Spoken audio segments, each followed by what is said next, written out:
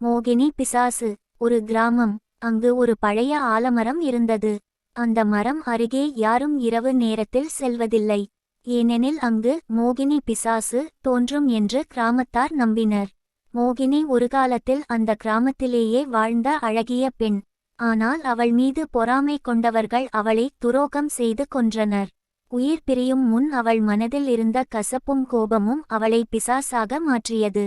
அந்த நாளிலிருந்து அவள் அழகிய பெண்ணின் உருவில் தோன்றி கிராமத்து ஆண்களை தனது சிரிப்பாலும் கண்ணாலும் மயக்கிச் சென்றுவிடுவாள். பலர் அவளை பின்தொடர்ந்து காடு வழியாகச் சென்றனர். ஆனால் அவர்கள் ஒருபோதும் திரும்பி வரவில்லை. இரவில் அந்த ஆலமரத்தை கடக்கும்போது ஒரு இனிமையான பெண் சிரிப்பு கேட்பது வழக்கம். யாராவது திரும்பி பார்த்தால் அங்கே அழகான பெண் நின்றிருப்பாள். அவள் கண்களை நேராக பார்த்தவுடன் அந்த ஆண் அவளின் மாயையில் சிக்கி விடுவார்கள். ஆனால் ஒரு நாள் அந்த கிராமத்தில் ஒரு தைரியசாலி சித்தர் வந்தார். அவர் மோகினியின் துயரத்தை உணர்ந்து அவளிடம் மந்திரம் கூறி அவளின் ஆவி அமைதியை அடைய வழிகாட்டினார். சித்தரின் அருளால் மோகினி பிசாசு இறுதியில் விடுதலை பெற்று ஒளியாகி மறைந்தாள். அந்த நாளிலிருந்து அந்த ஆலமரத்தில் இனி பயமில்லை.